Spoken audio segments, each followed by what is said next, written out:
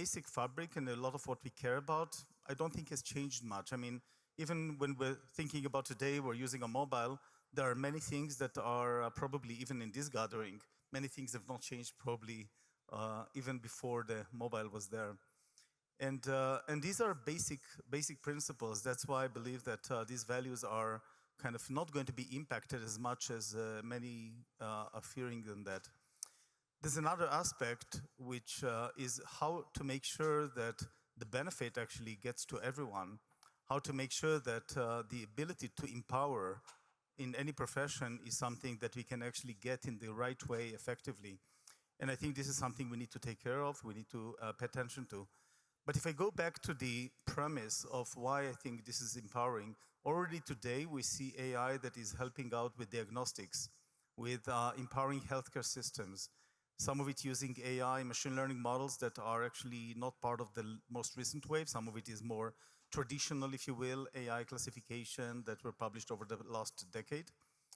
And now with generative AI, we can see on healthcare how generative AI can actually unlock new opportunities that I'm sure are going to make huge difference for the healthcare systems. I believe education is one of the areas that we're going to see dramatic change, with AI being able to actually empower teachers, empower parents, find a way to make education learning more engaging, and in a way provide some sort of a personal tutor and make it more equitable. There's a process to get there, and as we know, things are taking in the short term longer than you think, but in the long term, they're actually coming out sooner than you think. So I think this is going to be some of those changes, and of course we can go on any aspect of life and see how this is going to change. But fundamentally, I think really about what people care about, the person in the center of everything that we do, the people interaction, how to deal with people value, all these, of course, are hugely important.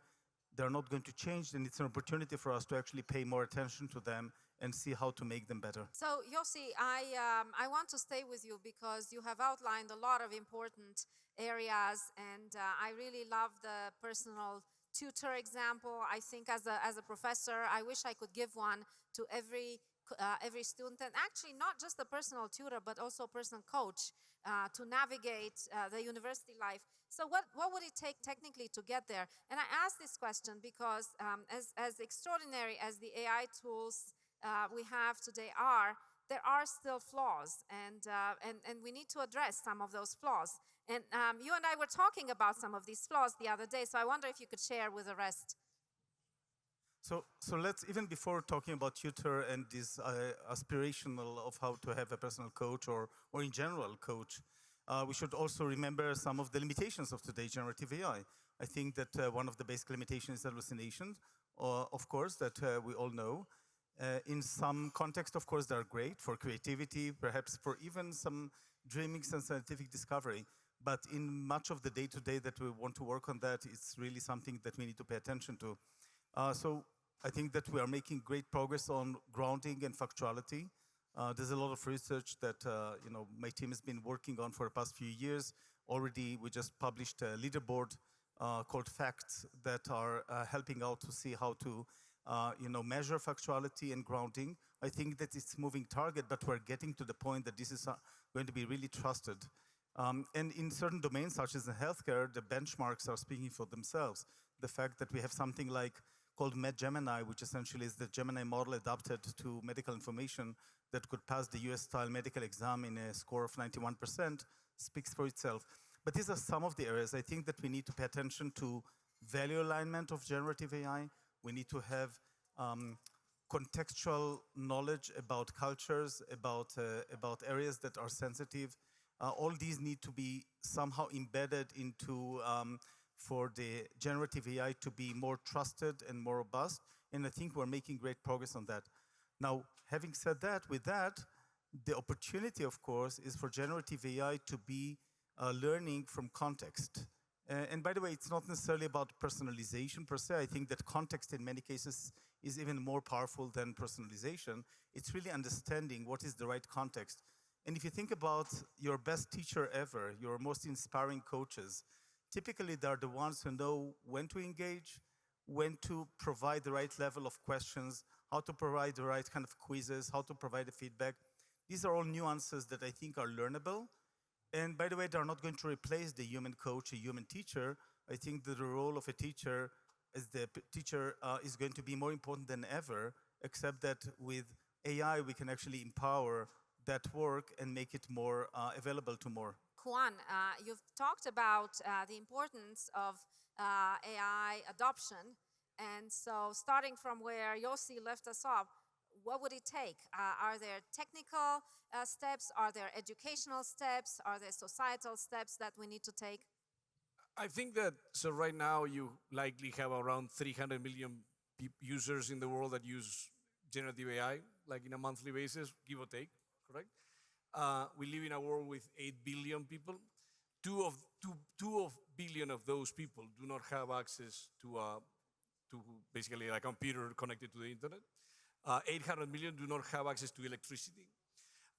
So I think that when we think about mass adoption, we need to understand that in order to make sure that we reduce the digital divide, we need to start first for the fundamental. The first fundamental is 800 million people, no electricity. The second fundamental is 2 billion people without access to the internet. So that is something that we should never forget, that that's an area that needs to be solved. Electricity was brought to Manhattan more than 150 years ago. This is not new technology. So this time we cannot afford and we cannot forget that we still have that depth. Once we focus on that and once we solve this, I do think that generative AI has a huge value in reducing that digital divide for those people that have access, correct? So why? Because today we live in a world that around 0.5% of the population know how to code, correct? And for those people that know how to code, that's an amazing power. Like we computer scientists have that amazing power that coding is a way to augment your work. And we have companies today that have you have a 17 people company that can be sold for billions of dollars because you have that ability to code, correct? That brought an amazing power. Generative AI we will not solve that everybody know how to code, but generative AI has the power that you will be able to code in your own language, whether that's English, Spanish, or Mandarin, or any other language, you will have that power. And that will help bridge that gap, but that will need to be on the skilling side too. We need to make sure that, the cool thing about generative AI is as long as you can interact, it reduces that bar of interaction, correct?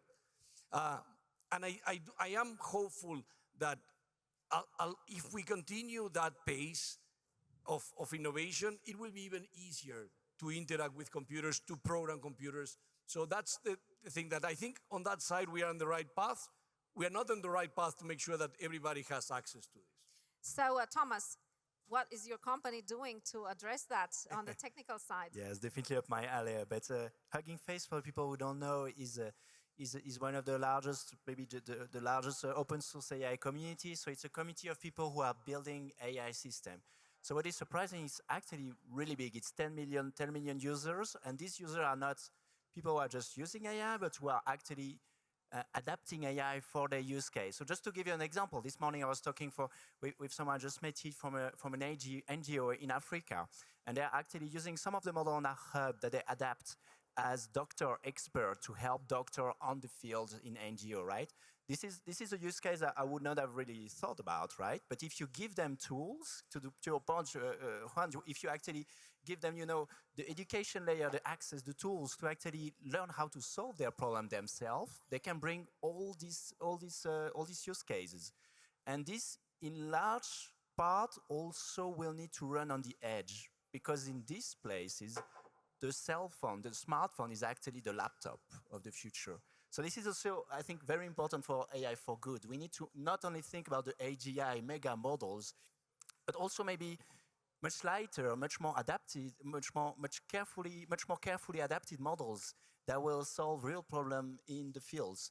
And so I think, well, I'm obviously a little bit biased, but I think open source is the perfect doorway to give access to this model. So going to Arsalan, what does your company do to enable more compute, more computation, more powerful and broader uses of AI? Look, I think, actually touching on some of the themes that I think Juan mentioned as well, One of the hard parts is we're talking about the pace of innovation is going to pick up in terms of things that are happening, but that's only good if people are able to adopt it. And I think one of the challenges is if you go to most parts of the world, if you're lucky, I was at a dinner last night and they're like, how far behind do you think the organization is behind the latest innovation? And somebody said 12 to 18 months and people laughed at them because you're being generous. We're way farther behind in it. And so if the pace of innovation is going to pick up, it's useless if people can't actually harness or adopt it, right? So I think what Databricks for a company, and for those who don't know, it's a data and AI platform that's designed to help people harness data and AI. One of the key things that you were wrestling with is how do you allow people to get the benefits of all of the innovation without being required to kind of keep up with the pace of it, right? Like, just take a look at AI. If we were here a year ago or a year and a half ago, the answer was prompt engineering is all you need. My mom called me, she said, you've screwed up in life, go be a prompt engineer, that's how you make all your money. 6 months to a year ago, it was RAG. RAG will solve all the world's problems. And then now it's fine tuning. And then you go to post-training. And then you try to keep up with that. What are the different models? It's like, okay, we had GPT, but now it's the reasoning models. And now there are better models coming up.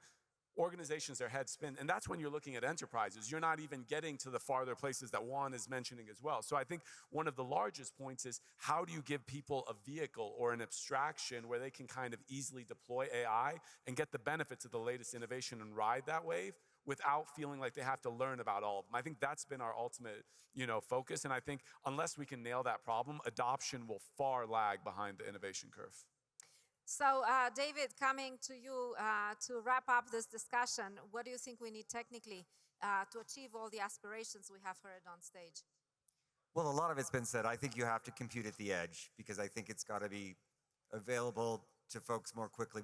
We're not going to bring the wires fast enough to everyone, but I think if we can use the mobile phone and other devices, we can compute at the edge, and that will make it more accessible to people.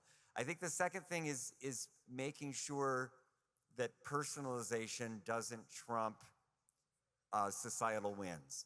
And so getting an alliance where you're actually having the AI solve for a community, it's one of the things I'm working on with schools, solve for a population, solve for a country.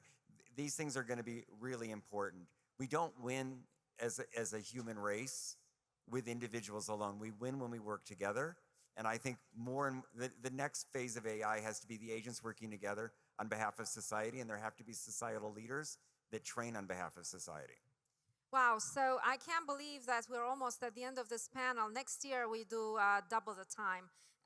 But I will give us a couple more minutes to do a kind of a rapid fire. So here are two things that are on many people's minds. What does success look like, and what are you most worried about? So just quick answers. Thomas. Success in AI will be if everyone actually participates in this revolution, if it becomes a common good and not just the possession of just a few people, I would say, or a few companies. And what are you worried about? Concentration of power. Arsalan.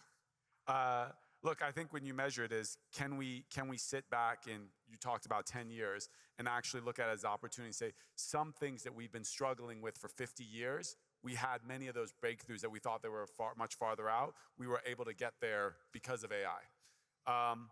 You ask me what is one of my biggest fear is, as with every new technology, people as a whole focus on the worst case and the fear instead of the opportunity and the upside. And I'm not saying that there's not important things there, but the standards that we set. For example, my mother-in-law can't go 5 miles without hitting something in a car. But if a Tesla goes 5,000 miles and hits something, it's front page news about how bad it is, right? So take a look at the negative, but if people over-focus on that, they will stifle and forget about all the positive that it can provide. Yeah. AI may come to get us in 10, 20 years, but in the meantime, AI is doing a lot of help, a lot of good work for us right now. Juan, what's your perspective? Yeah, so I think the important thing is, as a society, we need to think of AI as a tool.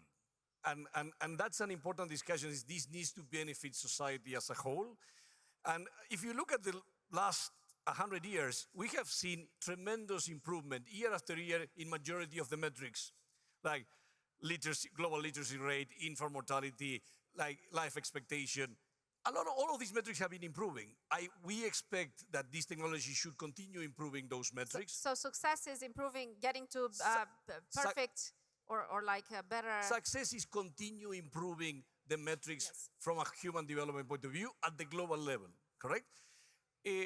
What I fear, I think first, I'm extremely optimistic about the technology. And the reason why I'm optimistic, like every technology can be used as a tool, as a weapon, and we need to be careful about that. But we also need to understand that as a society, all of us, usually society we are many more people that are looking on how to use this for good versus some edge cases that can be used for bad. We need to understand those use cases. So rapid fire, David. Yeah, so success and risk. What I'm excited about is everybody participating in getting better information, like healthcare or news. What I'm worried about, the majority of people between the ages of 18 and 24 who use chatbots trust the chatbot more than their doctor for medical advice and trust the chatbot more than journalists for news. That's not necessarily, there are good reasons for that. If the doctors and the journalists don't learn how to train and work with the AI, they're going to be left behind. Yossi, you are our closer. Let me start with the worry. One worry, of course, is that we're not building it right to protect, to make it safe as it should, to address all the risks that are around it. I think this is an active worrying because we just need to do the work. On the upside, I think the potential to actually address some of the biggest societal challenges is greater than ever, to accelerate science, to accelerate healthcare, education, climate crisis, to address climate crisis and more. And some of the questions on adaptation, I think, are going to be addressed by the fact that AI is going to be so easy. In fact, I think about AI as ambient intelligence. Technology is good when you actually don't pay attention that it's just there. So it's going to be so well working that it's just going to help us in our day-to-day life, and we're just going to take it for granted. I have to quote Mark Weiser, who said the most profound technologies are those that disappear. They weave themselves into the fabric of everyday life until they become indistinguishable from it. This is a great, positive, and optimistic way to end this panel. Let's thank our eminent participants for their insights. Thank you so much.